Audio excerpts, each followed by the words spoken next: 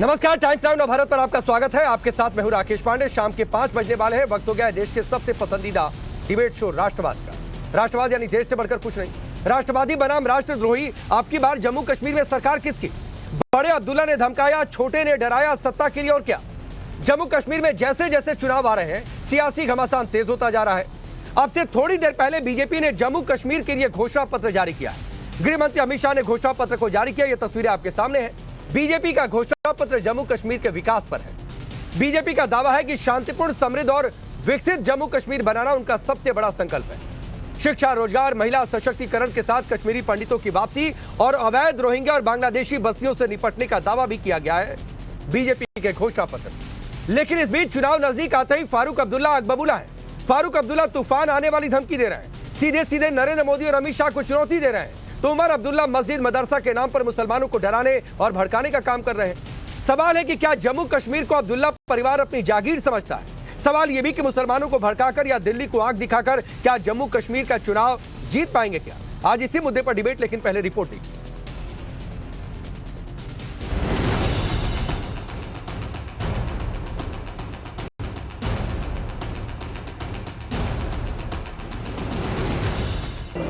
हम उनके गुलाम नहीं हैं, हम इस रियासत के मालिक हैं। राहुल गांधी, तूफान आएगा, उस तूफान का मुकाबला करना पड़ेगा। हमने जम्मू कश्मीर को उन ताकतों से बचाना है जो वैसे हालात यहां पैदा करना चाहते हैं, जो हमारी आवाज दबाना चाहते हैं, जो हमें तकसीम करना चाहते हैं। एनसी वाले, पीडीपी वाले और तमाम लोग जो खुलकर मिलिटेंटों का मदद लेकर चुनाव लड़ रहे हैं। भारतीय जनता पार्टी की इस समय पूरे जम्मू कश्मीर में जबरदस्त लहर है। प्रचंड बहुमत के साथ बीजेपी जम्मू कश्मीर में अपनी सरकार बनाएगी। जम्मू कश्मीर में मौसम ने भले ही ठंड की तरफ करवट ली है, लेकिन चुनावी मौसम में सियासी पारा बढ़ता ही जा रहा है। आज से ठीक 12वें दिन यानी 18 सितंबर को जम्मू कश्मीर विधानसभा चुनाव के पहले चरण का रण है। जम्मू कश्मीर की सत्ता पर काबिज होने के लिए सारी पार्टियों ने जोर लगा दिया है। कुर्सी पाने के लिए हर तरह का हथकंडा अपनाया जाने लगा है।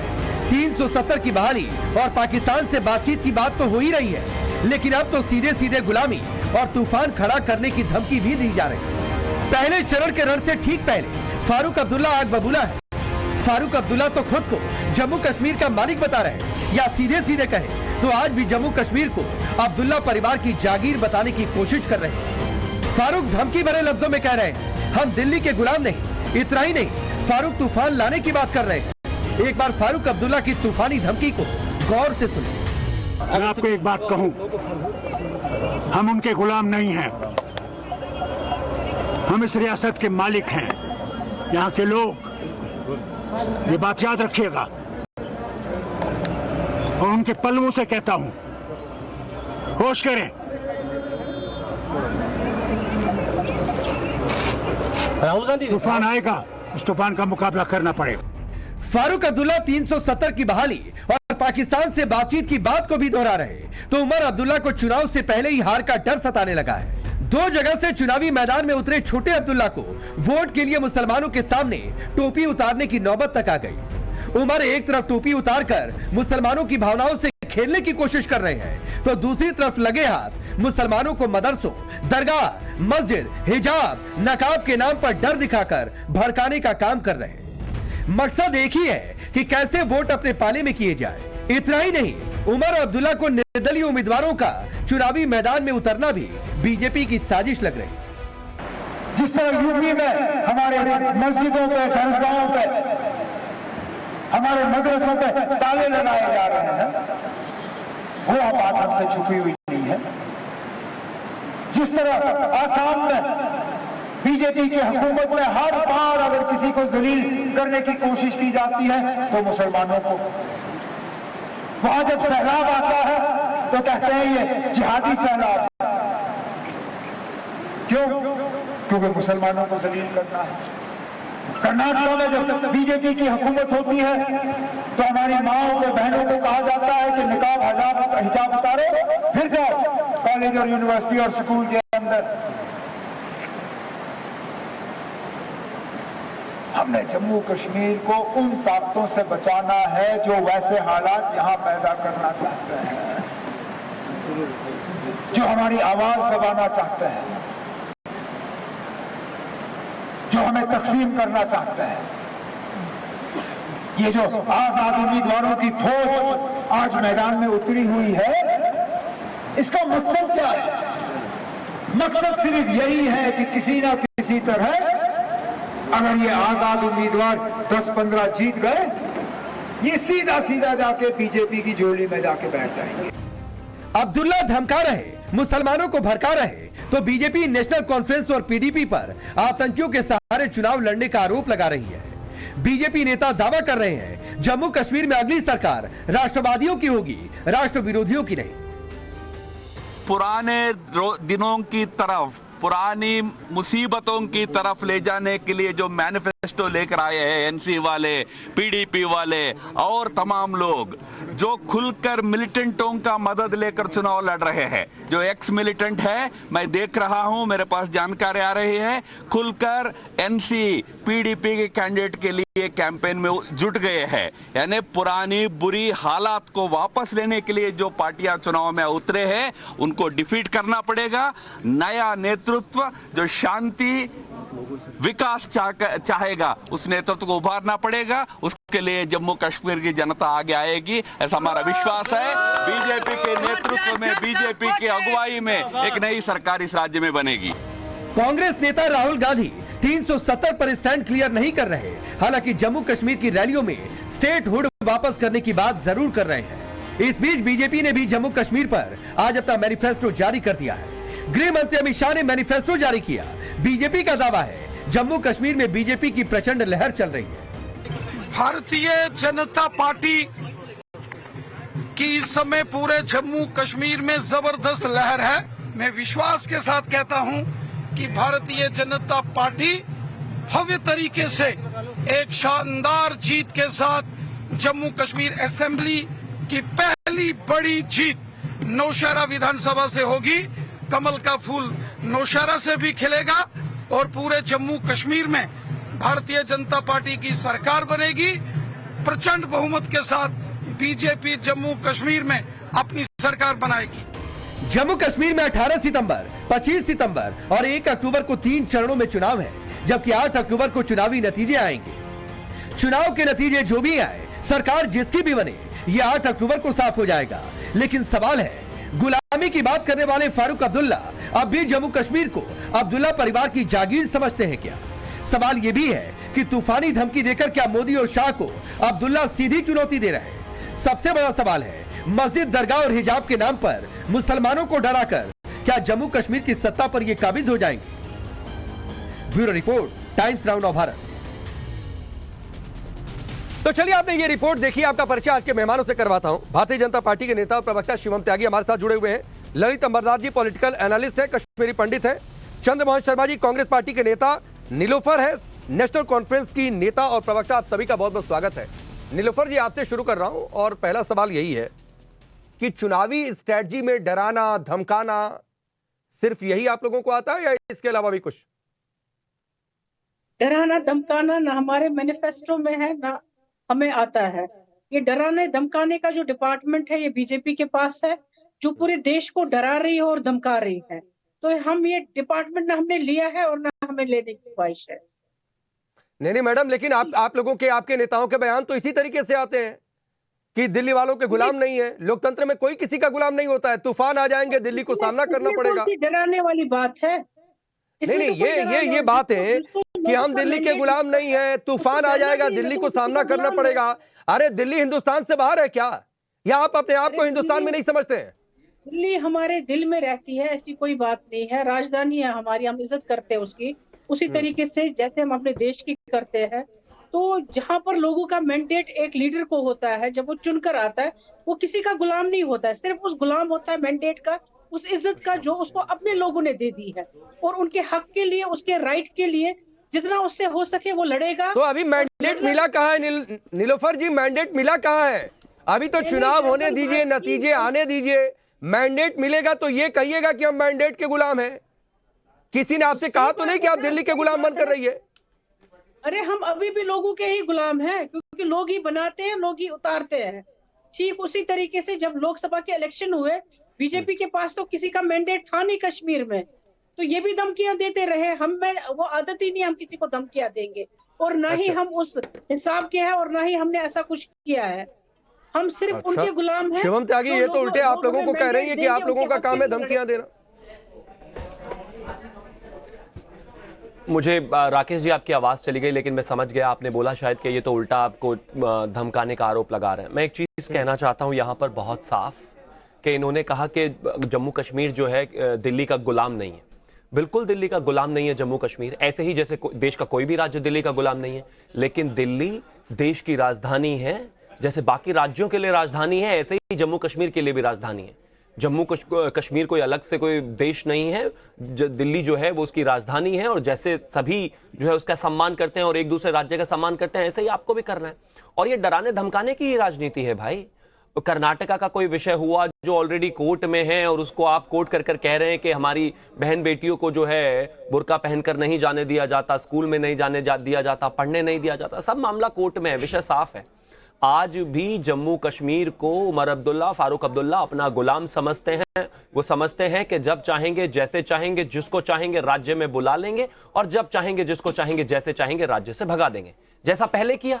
जब चाहेंगे जम्मू कश्मीर को अनरेस्ट पैदा कर देंगे वहां पर, जब चाहेंगे वहां पर मारकाट बचा देंगे, जब चाहेंगे वहां पर किसी एक धर्म विशेष की और खास तौर पर हिंदू धर्म की बहन बेटियों से और पंडितों से बलात्कार करेंगे, जब चाहेंगे उनका अपमान करेंगे, जो चाहेंगे करेंगे।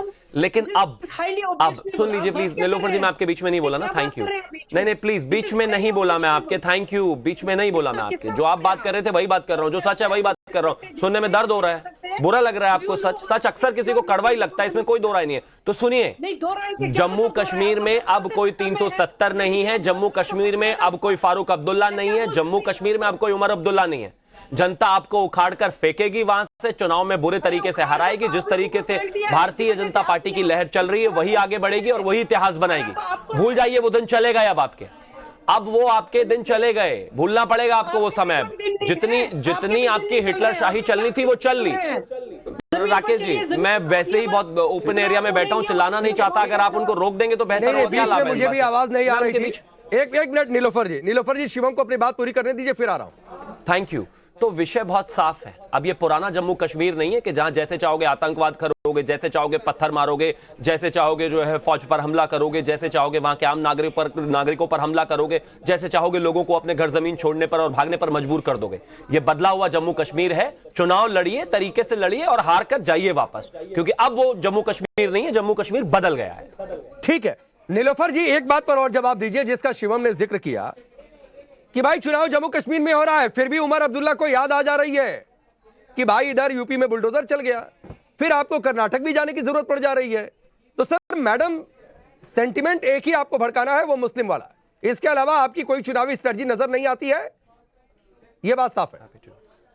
देखिए, जब हम कोलेशन करते हैं नेशनल कॉन्फ्रेंस कांग्रेस के साथ, तब उस पर टिप्पणी जो योगी जी है वो कर सकते हैं, लेकिन अगर हम यूपी की बात करते हैं तो हमें ये कहा जाता है आपने बात क्यों की। यूपी क्या हमारे देश का हिस्सा नहीं? क्या जम्मू कश्मीर हमारे देश का हिस्सा नहीं? तो जब पूरी राजनीति देखी जाती है, किसी ने टिप्पणी की, हमने तो आवाज नहीं उठाई। योगी जी को क्या है जम्मू कश्मीर के साथ? हर किसी को हर स्टेट के साथ, हर यूनियन टेरिटरी के साथ इंटरेस्ट है, क्योंकि वो एक देश का अहम हिस्सा है। तो नहीं, बिल्कुल ठीक बात है नीलोफर जी, इंटरेस्ट होना भी चाहिए। ये बहुत अच्छी बात है कि आप इंटरेस्ट ले रही हैं, लेकिन योगी आदित्यनाथ ने कहा कि गठबंधन पर कांग्रेस से उन्होंने सवाल पूछे, पॉलिसी वाइज क्वेश्चन पूछा, लेकिन आप ये कहती हैं कि बुलडोजर, मस्जिद, मदरसा, हिजाब, नकाब, बुर्का ये सब लेकर आती हैं, तो फिर ये सवाल पूछा जाता है कि आपकी चुनाव लड़ने की स्ट्रैटेजी मुस्लिम भावनाओं को भड़काने की है। आप योगी के किसी डिसीजन पर सवाल खड़े कर, ये बात समझ में आती है, लेकिन आप ये भावनाओं को भड़काने वाली बातचीत हो रही है। आप एक वर्ग को दिखाना चाहते हैं कि देखो बीजेपी को वोट मत देना, डर के रहो। भावनाएं भड़काई जा रही है। यही मुद्दे तो आप दूसरी जगहों पर करते हैं ताकि आपका वोट जो है कंसोलिडेट हो जाए।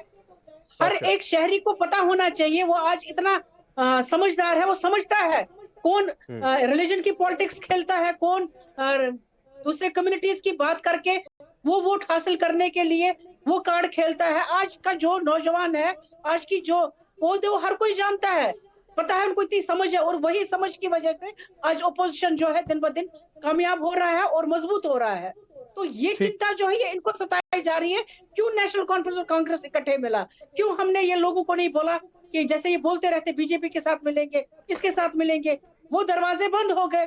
चिंता तो इनको है, चिंता यूपी में बैठे हुए लोगों को है, चिंता महाराष्ट्र में बैठे हुए लोगों को है। क्यों? नहीं, किसके दरवाजे किसके लिए बंद हो गए? किसके लिए दरवाजे बंद हो गए? आपने सबके आप लिए ही कह रही दरवाजे बंद हो थी। गए। ए टीम, बी टीम, सी टीम, हम तो सबके लिए दरवाजे खुले हैं, जो हमारी सोच से चलते हैं, जो हमारी सोच जो है एक सोच को लेकर देश को आगे बढ़ाना चाहते हैं, डेवलपमेंट को आगे बढ़ाना चाहते हैं, उनके लिए हमारे दरवाजे खुले हैं। वो सोच जो फिरका परस्ती के साथ अरे है, शिवम त्यागी, सोच आप लोगों ने का कभी एनसी का भी दरवाजा खटखटाया था क्या?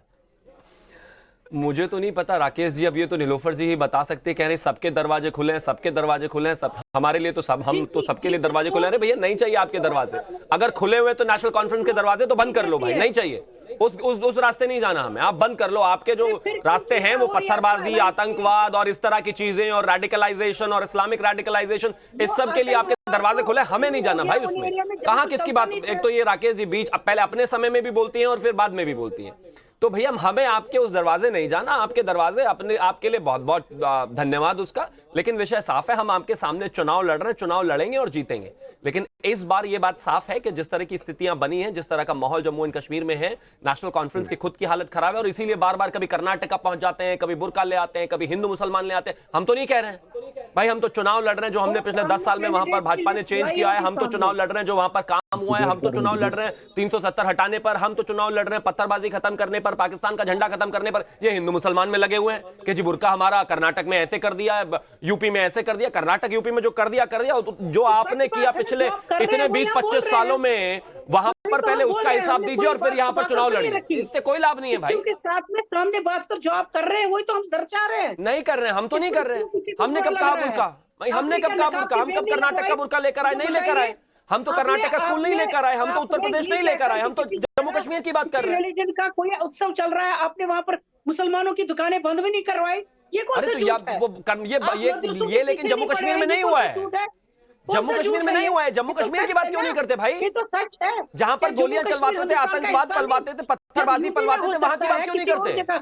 जम्मू कश्मीर में क्या किया? अरे 25-30 साल रहने के बाद भी आपको आज भी दूसरे राज्यों का सहारा लेना पड़ रहा है, क्यों? जम्मू कश्मीर हिंदुस्तान का हिस्सा नहीं है। नहीं तो 30 साल जम्मू कश्मीर में कुछ किया नीलोफर जी? जम्मू कश्मीर में 30 साल में कुछ किया नहीं। एक मिनट, मैं थोड़ा सा आगे बढ़ता हूं, बाकी मेहमान वेट कर रहे हैं। चंद्रमोहन जी, आज फिर से अमित शाह ने सवाल पूछा है और पहले भी इस बात पर चर्चा हुई है कि राहुल गांधी की चुप्पी, कांग्रेस की चुप्पी, 370 पर जो नेशनल कॉन्फ्रेंस का स्टैंड है, क्या आप लोग नेशनल कॉन्फ्रेंस के स्टैंड के साथ हैं? आज बीजेपी का घोषणा पत्र जारी हुआ तो फिर से अमित शाह ने सवाल पूछा है, बताइए।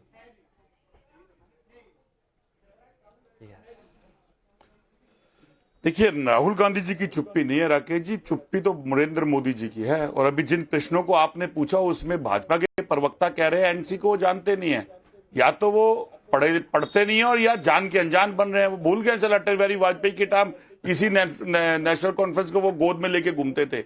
और वो ये भी भूल गए हैं कि जिस पार्टी को वो आतंकवादी कहते थे उसको तो अपने सर का माथा और ताज बना के रहते थे। तो राष्ट्रता, राष्ट्रवाद और देशभक्ति की भावना ना तो भाजपा कोई नेता करे, ना भाजपा की पूरी पार्टी करे।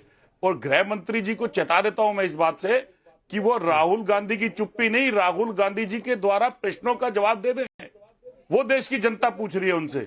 जब जब राहुल गांधी बोले हैं और जिन जिन विषयों पर राहुल गांधी बोले हैं, ठीक है, मांगना चाहिए। पूरी मैं पूछ रहा हूं सर, नेताओं को यू टर्न लेना पड़ता है। 370 पर जो नेशनल कॉन्फ्रेंस के मैनिफेस्टो में या उनके नेता जो बात कहते हैं, आप लोग उनके साथ है कि उनसे अलग? 370 पर आपकी राय है?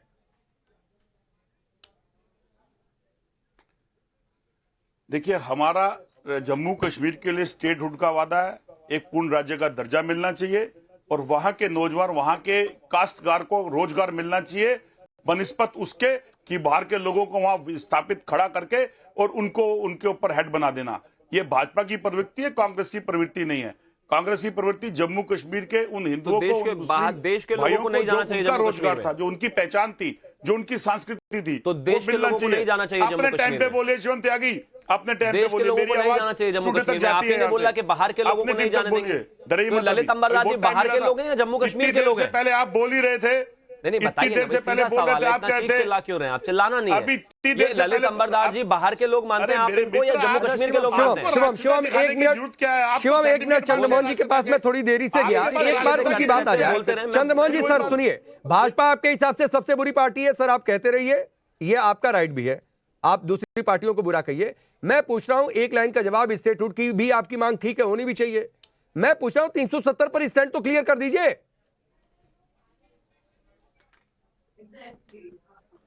मैं कर रहा हूं राकेश जी। पहले तो आपका वचन है कि भारतीय जनता पार्टी सबसे बुरी पार्टी है। नहीं नहीं, मेरा वचन है कि भारतीय जनता पार्टी सबसे कमजोर पार्टी है, सबसे निखत पार्टी है, क्योंकि वो अपने आप को नेतृत्व में सबसे स्ट्रांग भी कहती है और फिर उन्हीं जगह पर जाके उन्हीं लोगों से अलायंस भी करती है जिनको वो गाली देती है, उन्हीं से अलायंस करती है, उन्हीं को भ्रष्टाचारी कहती है, उन्हीं भ्रष्टाचारी को अपने गले लगाती है। ये आपके प्रश्न का जवाब था। और अब रही धारा 370 का, वो विषय पे बात देश की जनता बोलेगी, देश की जनता का जवाब होगा। भारतीय जनता पार्टी से प्रश्न ये खड़ा होता है कि 370 हटने के बाद आतंकवादी खत्म हुए नहीं हुए, 370 हटने के बाद जम्मू कश्मीर के अंदर रोजगार मिला नहीं मिला, 370 हटने के बाद जम्मू कश्मीर के वो हमारे हिंदू भाई जिनको वहां पर स्थापित करना था वो स्थापित करा नहीं हुआ, जम्मू कश्मीर को स्टेटहुड का दर्जा जो देने की बात ललित अंबरनाथ जी एक मिनट, वक्त कम है, एक बड़ी खबर आ रही है, उधर रुक करना पड़ेगा। मैं एक एक टिप्पणी ले लूं जल्दी से। ललित अंबरनाथ जी बोलिए। जनता पार्टी के अंदर पहली बार हुआ। राकेश जी, मैं ना ये जो आज कश्मीर में बैठ के हिंदुस्तान के सारे इलाकों में मुसलमानों की ऊपर जाती हो रही है, उनकी सब मुसीबत पड़ी हुई है, कश्मीर से आवाजें आ रही। मैंने आपको पहले भी कहा है, बार बार कहता हूं, ये जो अब्दुल्ला परिवार है ये तो कश्मीर के मूल इस्लामिस्ट है। कश्मीर के अंदर, उस समाज के अंदर, अपने आंगन के अंदर कश्मीरी हिंदू का नस्ल आ हुआ, इनकी आंख तले। इनको पूछा नहीं आपने, गलती आपकी है, आपने इनको नहीं पूछा कि कश्मीर के मूल निवासी कश्मीरी हिंदू कहां है, क्या किया इन्होंने उनके साथ। ये जो कश्मीर के जो रिप्रेजेंटेटिव बैठे हैं, इनको पूछो कि तुम्हारे पड़ोस में जो कश्मीरी हिंदू रहते थे, क्या किया तुमने उन लोगों के साथ 30 साल पहले। 19 जनवरी 1990 की रात को जब फारूक अब्दुल्ला एक कायर की तरह भाग गया वहां से, कश्मीरी हिंदू को जहादियों के हवाले छोड़ गया, तो AK-47 लेके मुसलमानों के बीच में आप बैठ मत डालिए। आपकी वजह से उनके रोहिंग्या के उनके साथ हमारा दिन धड़कता है। उसामा बिन लादेन के लिए कश्मीर के लिए जुमा का जनाजा बढ़ा जाता है, लेकिन हिंदुओं के लिए नहीं होगा। ठीक है अहमद जी, अभी आपके पास, ठीक है सर, एक बड़ी खबर आ रही है, उधर रुक करना पड़ेगा।